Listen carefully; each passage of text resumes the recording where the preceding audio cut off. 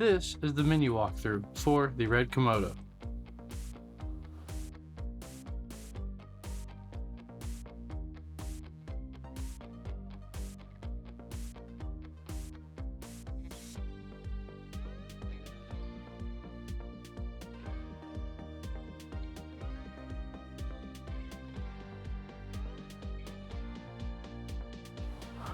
Here we have image, project settings, audio timecode, monitoring, media, autofocus, communication, system settings, maintenance. So we'll go back up to the top, we'll go back up to image LUT. Now I can either hit the select button or I can actually touch the screen because we do have a touch screen here. As you can see, I can select any of these items. Menu just returns back. If you hit it enough times, it goes back to the root. Now, menu.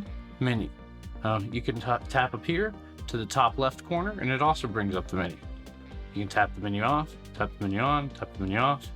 Then you can also tap up here on the right. Now this brings up another menu.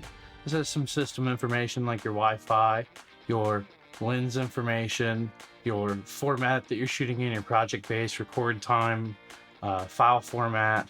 You have your power information and your battery information, and then your clip. We're going back to image LUT. We have recording frame rates. Now right now, we only have a few frame rates available for each resolution, but that will change as we go through additional beta and alpha testing. Now, right now, you have to either hit OK at the end, or you have to press select. If you just hit menu out or any other button, it won't save your changes, so you have to hit select. You see you have ISO. We can change our ISO here. Now, you can also change your ISO back on the main screen here.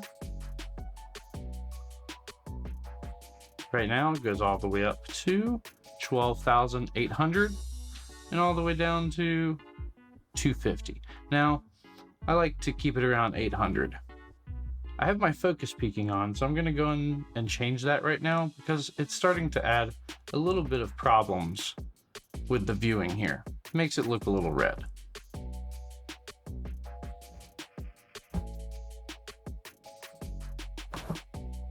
Now, we have shutter. Again, you can change it here, or you can change it here.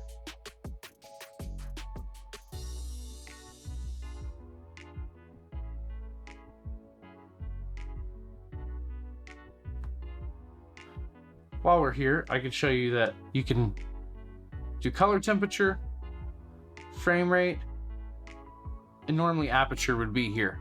I have a manual lens. You can tap right here and you can reveal a histogram. And if you tap again, it goes back to the clip info. Tap again, it reveals clip info. Tap again, it reveals the histogram. Tap again, and it reveals the clip info. You also have the output color space, the output tone map, the highlight roll off. Now for IPP2, this is kind of important, highlight roll off and output tone map. That's where you set your contrast and highlight roll off. Right now, the current firmware defaults to low contrast and soft. I personally like to shoot on at least medium. So we'll change that now.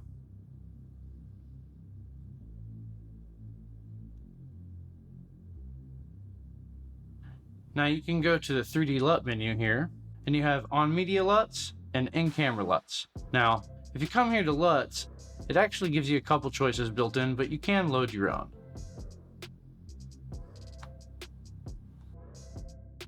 We have CDL for color decision list. Anything you change here will be saved to the metadata. Now, we'll go to project settings. Now, we have format.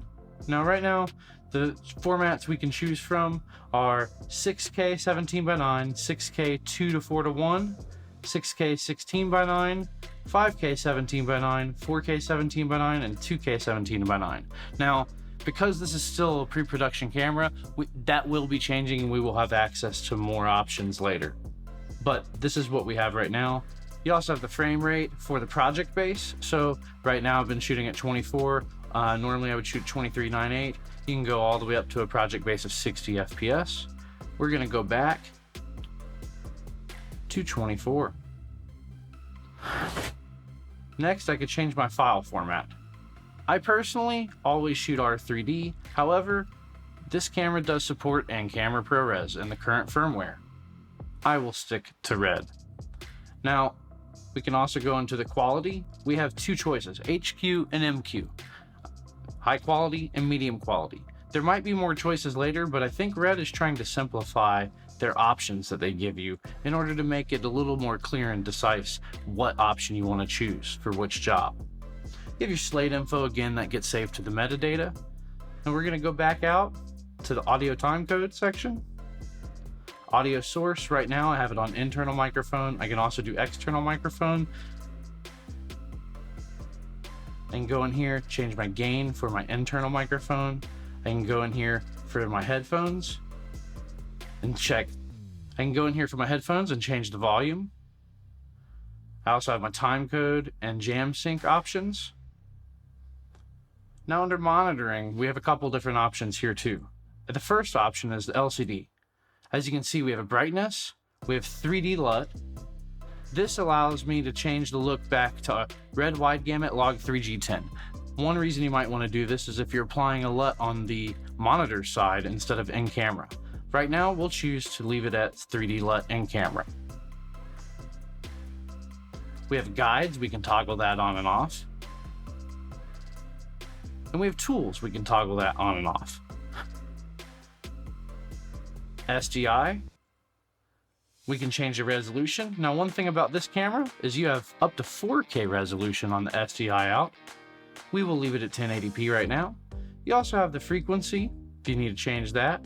Again, 3D LUT, whether or not you want to use it or not. Guides and tools. We're going to go back. Now, we have a live stream option. We will have to come back to that another time. Tools, you can go in here and change your frame guide settings, your center guide setting. We have tools. Tools would be false color, peaking, log view, zebras. Personally, I really enjoy using false color. When you enable it, we can go back out and you can see false color is now enabled on the screen.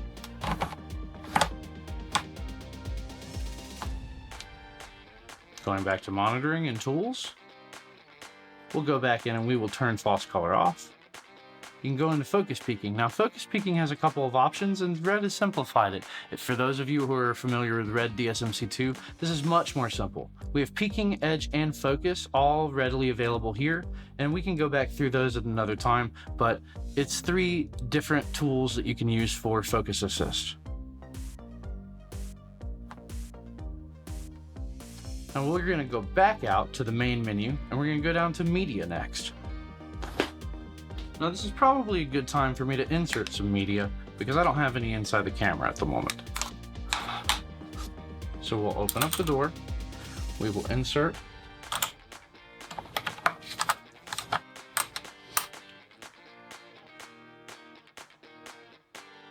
Now it asks me, do I want to format the media? That's because this is brand new media.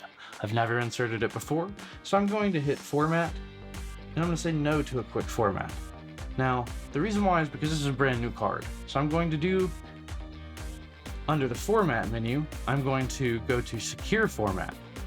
Now, under each format menu, you can set your camera ID, your camera position, the reel number, and edge code. Now, everything is perfect here, so I'm going to hit OK. And again, this is secure format. It's going to ask me again, do I want a secure format? I'm going to hit yes.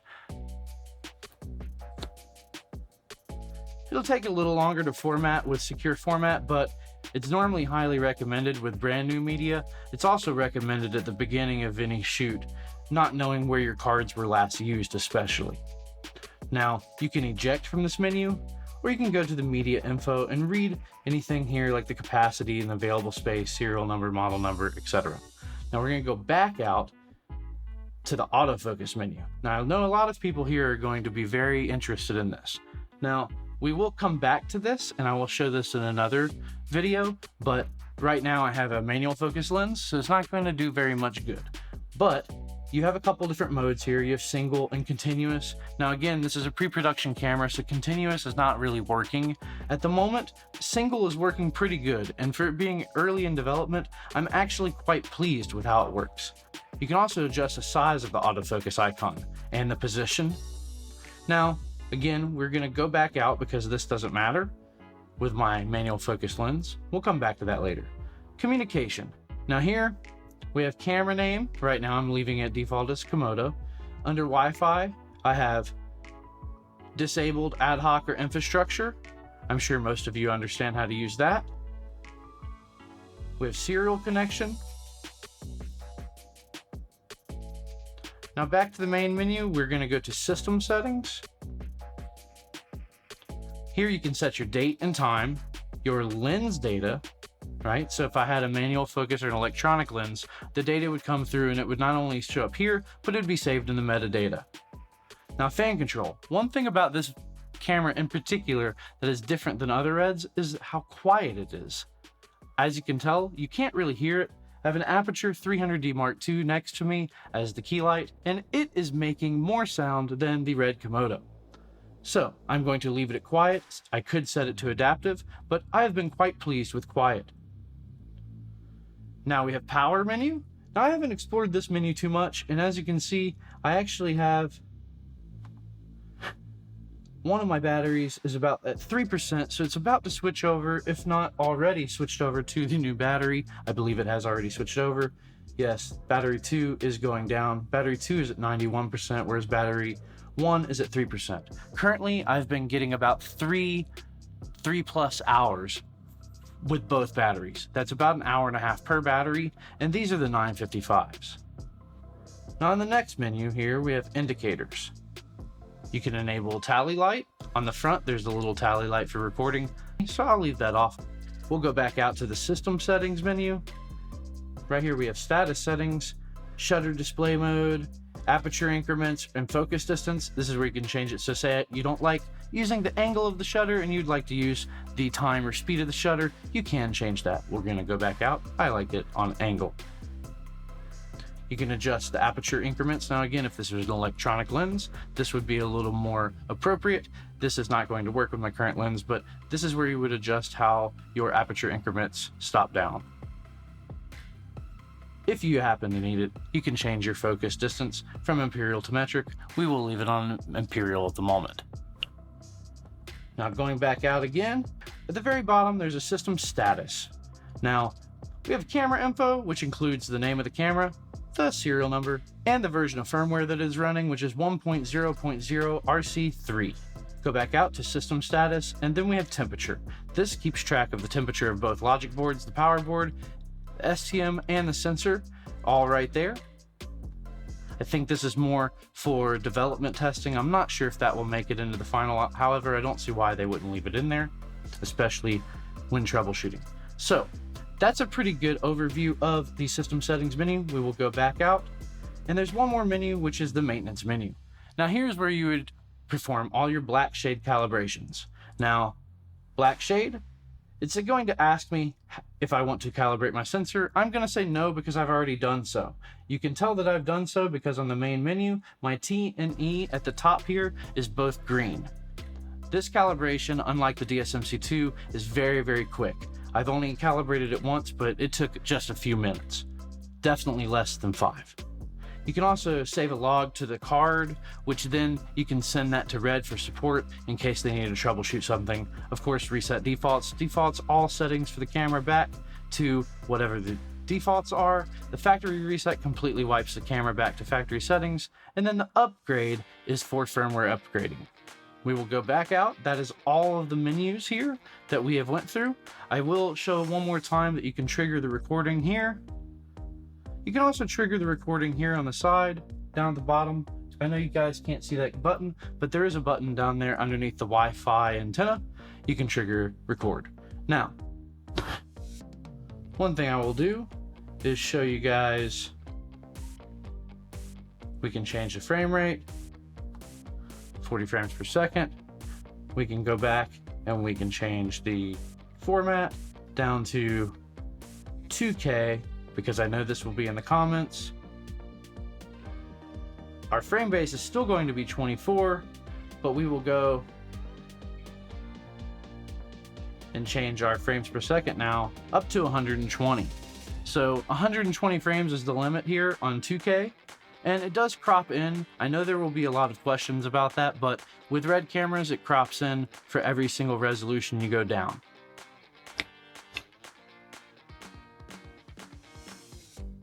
So we have 120 frames per second at 2K. Now, what we will go ahead and do is change that 120 frame. What we will go ahead and do is we will change, again, the format. This time we will go to 4K.